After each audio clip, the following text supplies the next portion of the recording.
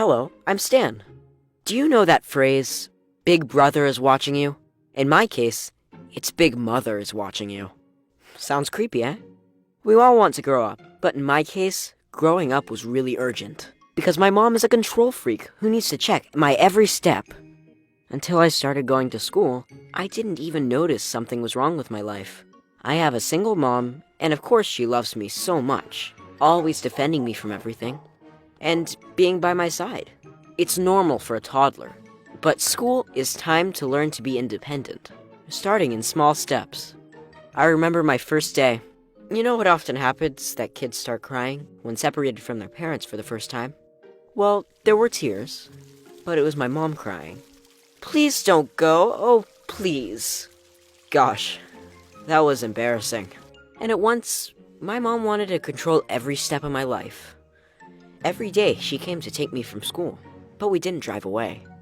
She went to my teachers and asked for a daily update in my progress. It was really tiring for them, but they were very understanding for a couple of months. You know, single mom, the only child.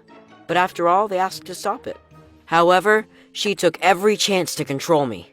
As she drove me home, I was doing my homework, and she was always staying in my room watching me in the process. My room didn't even have a door, for God's sake.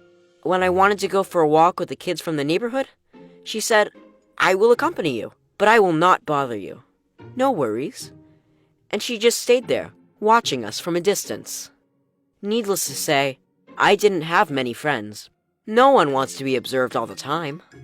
While I was growing, I started realizing that this is not a normal parental concern. I asked my mom why I needed to be constantly observed, and couldn't get at least a bit of privacy. She answered, "Why? Do you have secrets from your mommy? What would you need to hide from me?" Worst part was that now I was in my early teens. I had my social media, my smartphone, my blog. I wanted to keep them secret, but my mom managed to find them all, get the passwords, and control the chats.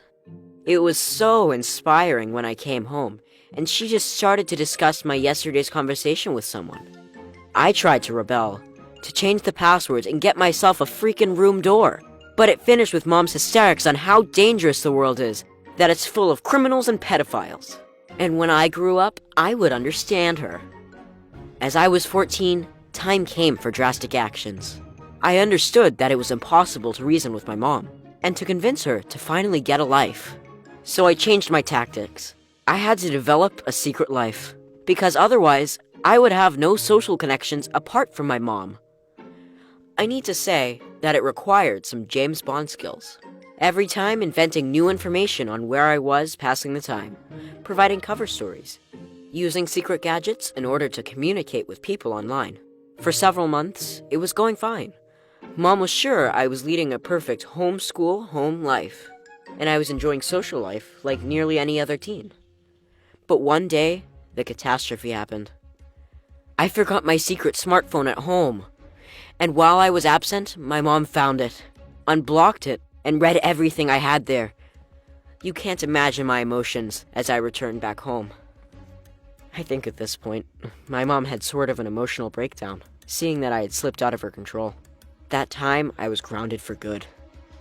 Mom told me to stay in my room, and I couldn't leave it, even to go to the kitchen.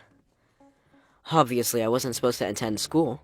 Mom called my tutor and informed him that I was seriously ill and would miss a couple of months of school.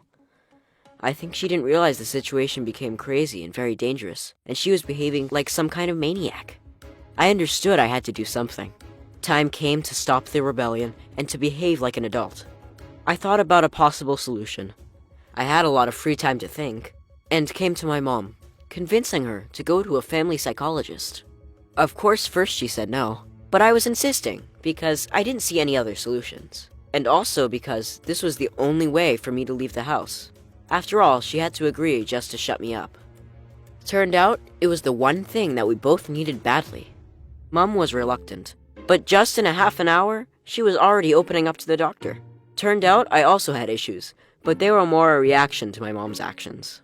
When we turned home, my mom informed me at once that I was turning back to school, and even that I'm getting a door in my room. Wow, that's what I call therapeutic effect. Problem is that I'm not sure what's happening in her head. Because now she's giving me liberty with the same enthusiasm that she had when closing me up. But at least I now can lead a life more or less of a normal person. I even have some privacy. However, I am still scared that one day my mom again will try to control my every step. All I'm waiting for is to grow up ASAP. This is my story, and I hope you like it and would like to share it with other people with control freak parents. Please subscribe to this channel and watch more videos like this one.